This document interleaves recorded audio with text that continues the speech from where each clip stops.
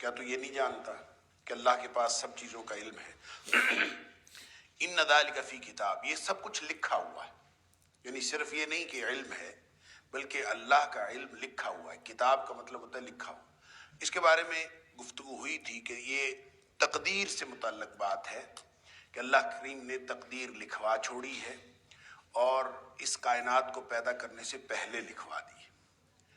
اب اس کے بارے میں، تقدیر کے بارے میں بہت سارے جو مسکنسیپشنز ہیں۔ بعض لوگوں کا خیال یہ ہے کہ جس میں سارے جہان کی اول انسان سے لے کر آخر انسان تک جو بھی اس دنیا میں آنے ہیں، ان سب کی اگر تقدیر یا انہوں نے جو کچھ کرنا ہے وہ سب کچھ اس میں لکھا ہوا ہے، تو وہ کتنی بڑی کتاب ہوگی جس میں اربوں کھربوں انسانوں کا اگر ڈیٹا اکٹھا کیا جائے تو وہ کتنی بڑی کتاب ہوگی۔ آج تک لوگوں کو ایک تو اس لوح محفوظ کے بارے میں ایک تو یہ مسئلہ تھا کہ وہ کتنی بڑی ہوگی، اس میں ڈیٹا کتنا زیادہ ہوگا۔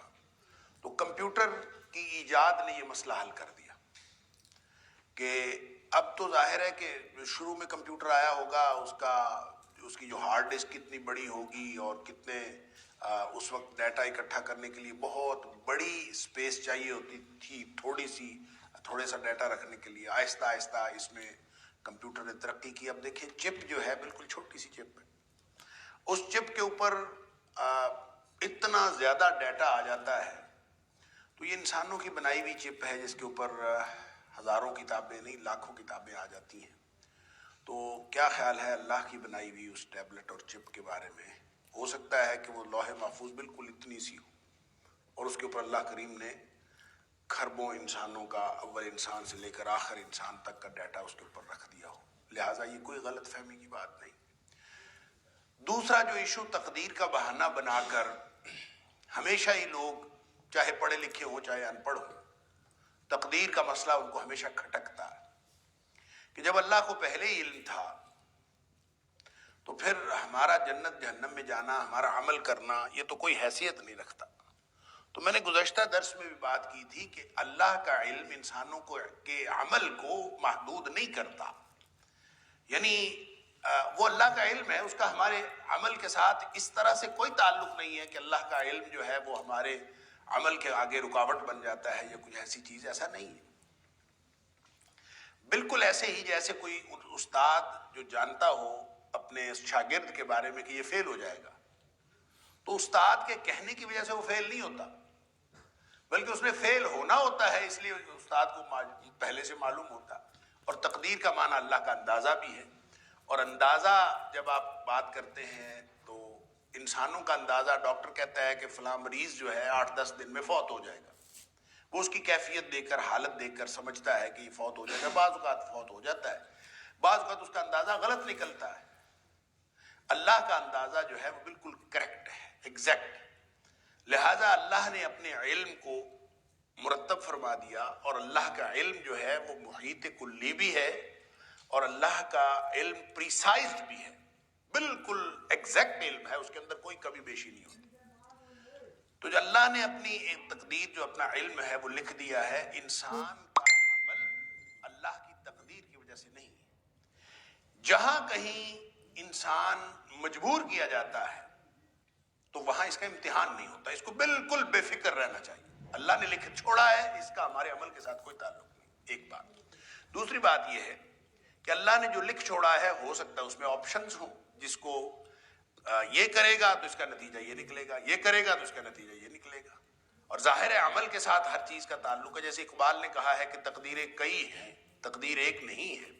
انسان ان راستوں میں سے ایک راستے کا انتخاب خود کرتا ہے، جیسے یہ جو واٹر سلائیڈز نہیں بنی ہوتی، تو ایک آپ نے ان راستوں میں سے کسی ایک راستے کا انتخاب خود کرنا ہوتا ہے، سلائیڈ کا انتخاب آپ نے خود کرنا ہے، لیکن جب آپ ایک دفعہ اس سلائیڈ کو انتخاب کر کے اس میں اپنے آپ کو چھوڑ دیتے ہیں تو پھر اس نے جا کے اسی گڑھے میں گرنا ہے جو اس کے آخر پہ لکھا ہوا ہے، وہ فکسڈ ہے۔ لہذا ہر شخص نے اپنی تقدیر کا انتخاب خود کرنا ہے، لیکن اس تقدیر کے آخر پہ جو نتیجہ ہے وہ اسی طرح کا ہے جیسے جو فکسڈ ہے۔ تو اللہ کریم نے بھی اسی طرح سے ہر چیز کو فکس کیا ہوا ہے، لیکن اس کا انتخاب انسان کے اپنے ارادے پر ہے، انسان اپنے ارادے، آزاد ارادے کی وجہ سے. لیکن اس ساری چیزوں کا تعلق لمحہ موجود سے مستقبل کے ساتھ. اوپن پاسبلٹیز اور اوپن چوائسز مستقبل کے لیے ہیں. جب وہ ماضی بن جاتا ہے، جب ہم اس کو اچیو کر لیتے ہیں، 2 آپشن دیے ہوئے ہوں، 10 آپشن دیے ہوئے ہوں، جب ہم وہ آپشن ان میں سے ایک آپشن لے لیتے ہیں اور وہ لمحہ جو مستقبل کا لمحہ تھا وہ حال بن کے پھر ماضی بن جاتا ہے، تو پھر گویا تقدیر فکس ہو جاتی. اس سے پہلے اہل علم نے تقدیر کی 2 قسمیں کی ہیں، تقدیر معلق اور تقدیر مبرم. تو جب تک مستقبل ہوتا ہے تو آپ اس میں کوئی بھی اس میں چوائس لے سکتے ہیں، اور جب وہ مستقبل ماضی بن جاتا ہے، اسی لیے نبی اکرم صلی اللہ علیہ وسلم نے فرمایا کہ ماضی کے بارے میں جب کوئی عمل وقوع پذیر ہو جائے تو وہ چاہے آپ کی ناگوار ہی ہو، تو اس پر نبی پاک صلی اللہ علیہ وسلم فرمایا کرتے تھے قدر اللہ ما شاء فعل. اللہ تعالیٰ نے جو تقدیر میں لکھا تھا اور جو چاہا وہی ہوا. لیکن مستقبل کے بارے میں یہ نہیں کہنا کہ جو اللہ چاہے گا وہی ہوگا، بلکہ مستقبل کے بارے میں ہمیشہ اللہ سے خیر کی توقع رکھنی، ہمیشہ خیر کی دعا مانگنی، اللہ بہتری فرمائے، اللہ ہمارے لیے خیر کا معاملہ فرمائے. اگر اس میں شر بھی ہے تو اللہ اپنی رحمت سے اس کو دور فرما دے. یعنی ہر چیز مستقبل کے بارے میں آپ کے پاس اوپن پاسبلٹیز. اب جب وہ وقوع پذیر ہو جاتا ہے عمل، اس کو یوں ہی سمجھیے کہ ایک شخص ہے وہ کافر ہے، تو موت سے پہلے آپ اس کی ہدایت کی دعا بھی کر سکتے ہیں. آپ اللہ سے دعا کر سکتے ہیں کہ اللہ اس کو ہدایت دے دے. جیسے نبی اکرم صلی اللہ علیہ وسلم ابو جہل کے بارے میں اور عمر فاروق رضی اللہ تعالیٰ عنہ کے بارے میں نبی اکرم صلی اللہ علیہ وسلم دعا کیا کرتے تھے، اللہ ان دونوں میں سے کسی ایک کو ہدایت دے دے اور اس کے ذریعے سے اسلام کی مدد فرما. اب وہ دونوں اسلام کو بڑی تکلیف دینے والے، بڑے سخت گیر قسم کے کافر تھے. نبی پاک صلی اللہ علیہ وسلم کے لیے دعا کرتے تھے اللہ ان کو ہدایت دے. ہدایت اللہ تعالیٰ نے عمر فاروق کو دے دی، ابو جہل کو نہیں دی. اب یہ اس کی کون سی کوالٹی تھی، کون سی ان کی خصوصیت تھی جس کی وجہ سے دی، اللہ جانتا. لیکن امتحان اس وقت تک ہے جب انسان کے پاس اختیار. جہاں اختیار نہیں ہے وہ امتحان نہیں. بالکل بے فکر ہو جائیں اس بارے میں، کیونکہ اللہ نے قرآن میں اصول بتایا لا یکلف اللہ نفسا الا وسعها. اگر طاقت نہیں ہے تو اللہ تعالیٰ امتحان نہیں لیتا. امتحان ہوتا ہی نہیں جہاں اختیار نہ ہو، اور جہاں اختیار ختم ہو جائے. قرآن کہتا ہے، نبی پاک صلی اللہ علیہ وسلم فرماتے ہیں رفع القلم عن 3. آدمی 3 قسم کی حالتیں ایسی ہیں جب اللہ تعالیٰ قلم اٹھا لیتا، اس سے قلم اٹھا لیے جاتے ہیں، فرشتے لکھتے نہیں ہیں کچھ بھی. کیوں؟ کہ وہ کیفیتیں ایسی ہیں کہ وہاں انسان کے پاس اختیار نہیں ہوتا. کون کون سی 3 کیفیتیں؟ ایک تو آدمی صاحب شعور نہ ہو، بچہ ہو، بچے کے پاس کوئی اختیار نہیں ہوتا. بچہ ہے، وہ نابالغ ہے، وہ اس کے پاس شعور نہیں ہے، وہ کچھ بھی کر سکتا ہے، لہٰذا اس کے اوپر اس کے کوئی معاملات لکھے نہیں جاتے. مجنون، جس کا دماغ چل گیا ہے، جس کو سمجھ ہی نہیں آ رہی کہ میں نے کیا کرنا ہے، اس کے اوپر بھی قلم اٹھا لیا جاتا ہے. اس کا بھی امتحان نہیں ہو رہا ہوتا. کیوں؟ اس لیے کہ وہ اپنے ارادے کو استعمال نہیں کر سکتا. اور تیسرا نائم، سویا ہوا آدمی. ظاہر ہے سویا مویا ایک برابر ہے، اور اس کو تو کوئی ہوش نہیں ہوتا کہ میں نے کیا کرنا ہے. سوئے آدمی اگر کوئی حرکت کرتا ہے، کچھ بڑبڑاتا ہے، کوئی بولتا ہے، تو ویسے اللہ کا اصول قانون یہ ہے ما یلفظ من قول الا لدیہ رقیب عتید. زبان سے اگر کوئی لفظ نکلتا ہے فوراً لکھ لیا جاتا ہے، لیکن سویا ہوا آدمی جتنا مرضی بڑبڑائے وہ نہیں لکھا جاتا. کیوں؟ اس کو معلوم نہیں ہے، اور اس کو اختیار استعمال کرنے کا، اپنے ارادے کے استعمال کا اس وقت اختیار نہیں ہوتا. اس لیے اللہ کریم اس کا امتحان بھی نہیں لیتا. لہذا تقدیر کے معاملے میں کبھی کنفیوز نہ ہو کہ تقدیر کبھی ہمارے عمل کے لیے سامنے رکاوٹ بنتی ہے، تقدیر کبھی رکاوٹ نہیں بنتی. اس کے لیے ایک عام فہم مثال ہے جس کی کوئی دلیل اور سند کوئی نہیں ہے، بس ایسے ہی ایک سینہ گزٹ بات ہے صرف تفہیم کے لیے. کہ وہ کہتے ہیں کہ ایک حضرت موسیٰ علیہ السلام نے اللہ تعالیٰ سے دعا کی کہ اللہ یہ تقدیر کے فیصلے کیسے ہوتے ہیں، مجھے بھی سمجھا. تو اللہ تعالیٰ نے فرمایا کہ موسیٰ فلاں سمندر کے مقام پر چلے جانا، میں نے وہاں پہ 3 جہاز ڈبونے ہیں، تو یہ 3 کشتیاں ڈبونی ہیں، تم جا کے وہاں ان جہازوں کو ڈوبتے ہوئے دیکھو تو تمہیں تقدیر کا مسئلہ سمجھ میں آ جائے گا۔ موسیٰ علیہ السلام وہاں چلے گئے اور جا کے انتظار میں کھڑے ہو گئے، اب یہاں سے جہاز گزرے گا اور ڈوبے گا، مجھے تقدیر کا مسئلہ سمجھ میں آئے گا۔ خیر ایک جہاز آیا، یہ کشتی تھی بڑی، تو اب وہ اس نے وہاں سے گزرنا تھا۔ موسیٰ علیہ السلام کے دل میں خیال آیا کہ مجھے معلوم تو ہے کہ انہوں نے ڈوب جانا ہے، تو میں ایسا کرتا ہوں کہ میں ان کو کہہ دیتا ہوں کہ تم اس جگہ سے نہ گزرو تاکہ یہ ڈوبنے سے بچ جائے۔ تو موسیٰ علیہ السلام ان کو پہلے روک لیا، ان سے کہا کہ جہاز تمہارا ڈوب جانا یہاں پہ، تو تم یہاں سے نہ گزرو، کسی اور طرف سے گزر جاؤ۔ تو انہوں نے کہا گزرنا تو ہم نے یہیں سے ہے، کیا کریں، ہمیں مجبوری ہے، تو اللہ خیر کرے گا۔ تو وہ ہم نے گزرنا تو ادھر سے ہی ہے، تو جو اللہ کو منظور ہے پھر دیکھ لیں گے، جو اللہ کو منظور ہے۔ وہاں سے گزرے اور جہاز ڈوب گئے۔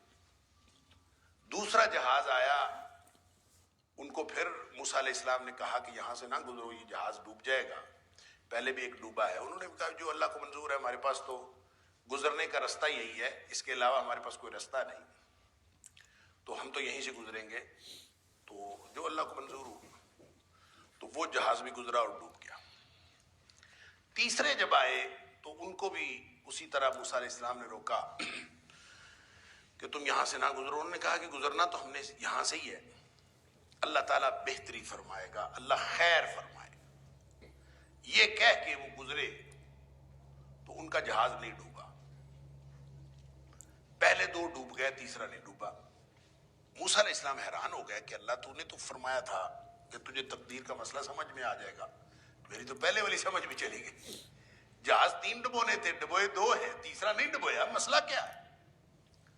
تو اللہ تعالیٰ نے فرمایا کہ دیکھو جو پہلے 2 گزرے تھے، انہوں نے جب تم نے بتایا ان کو کہ یہاں جہاز ڈوب جانا ہے، تو انہوں نے آگے سے یہ کہا کہ جو اللہ کو منظور ہے، تو منظور تو میں کیے بیٹھا تھا کہ میں نے ڈبو دینے،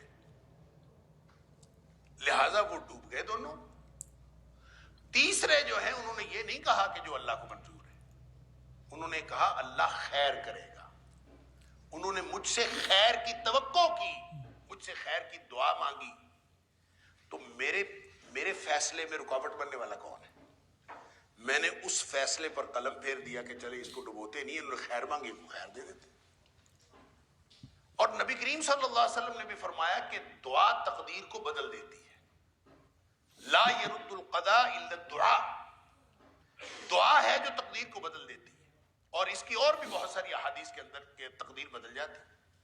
نبی کریم صلی اللہ علیہ وسلم نے جو دعا کی قبولیت کی 3 آپشنز بتائے کہ یا تو دعا ویسی کی ویسی قبول ہو جاتی، کوئی بندہ دعا مانگے اس کے آداب پورے ہوں، ایسا ہو نہیں سکتا کہ وہ دعا قبول نہ ہو، البتہ اس کی قبولیت کی 3 صورتیں ہوتی ہیں۔ ایک تو یہ کہ جو مانگا ہے ویسے مل جائے، ایک یہ ہے کہ جو مانگا ہے وہ تو نہیں ملا، لیکن اس کے نتیجے میں، اس دعا کے نتیجے میں اس کے اوپر کوئی مصیبت آنے والی تھی، اللہ تعالیٰ وہ مصیبت ٹال دیتا ہے، تو گویا مصیبت ٹل جانے کی صورت میں دعا قبول ہوتی ہے۔ تو جو مصیبت آنے والی تھی وہ تو تقدیر تھی نا، تو دعا کی تو تقدیر ٹل گئی۔ کتنے دن باقی رہ گئے ہیں؟ 5۔ اور